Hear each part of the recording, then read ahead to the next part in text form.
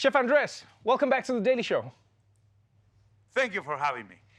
Let's talk about this issue. It seems like such a paradox, and honestly, I think for many people, their minds don't seem to grasp, like, not what the problem is, but how there can be a problem in America. How is it that at least 10% of America's population is food insecure in a country where something like 40% of the food goes wasted? How is this possible?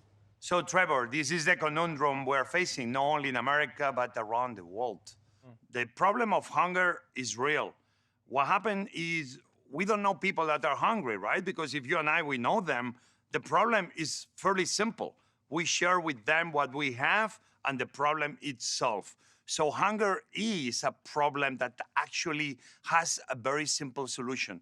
Let's put democracy, let's put our government, the institutions at the service of making sure that hunger is a problem of the past, because yes, it's enough food to feed everybody. We need to make sure that food stops being the problem, but food actually becomes the solution of having, a community, a society that keeps looking forward to the future, one plate of food at a time. Now, have you come across any specific models that work better than others? I mean, you've been in disaster zones helping people get food everywhere from Puerto Rico to Texas. You've been in situations where people don't have the infrastructure to get the food, and so you have to find a way to build that. Or there are people who are just food insecure and they don't have the meals, but they do have the infrastructure. Is there a catch-all that works, or does each city and each place need to find something that works for them? What is the solution from your perspective? Obviously, it's not one solution that just covers everything and everywhere. Every community will need its own response. But let me show you what we did with World Central Kitchen.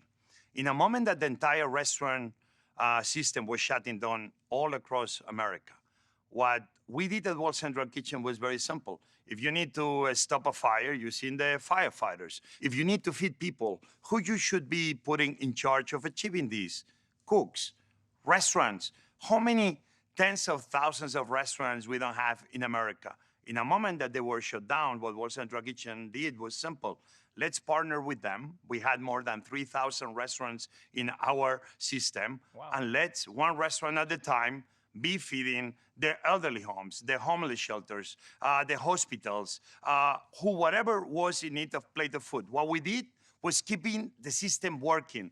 We put the money that people were giving to us at the service of feeding American people. We didn't only solve the problem, we kept the system working. The restaurants could keep employing their cooks, the restaurants could keep paying the rent, the restaurants could keep paying the farmers. What we did was keeping the system wholly 360 degrees, not only feeding the hungry, but maintaining the economy up and running. When you look at the challenges that people face, whether it's food deserts, whether it's trying to find food banks that give people food that is actually good for them, that presents a different challenge. And I know that that's something that you're very passionate about. What can we do to improve those conditions for people so that they can eat something that can help them? Let's take a look at something so simple that does so much good. SNAPs, what people will know as food stamps. When a single mother, maybe with 3, 4 children, that is working outside home and has to feed their children, with food stamps, she gets the help she needs to make sure that puts food on the table as she can take care of education for their children, the health issues that they may have, et cetera, et cetera. But take a look what happens if we only give her money to buy food, and all of a sudden in the community that woman lives, she has no supermarket to buy fresh foods. And she has to go 10, 20, 30 minutes away to another community that maybe is a richer community.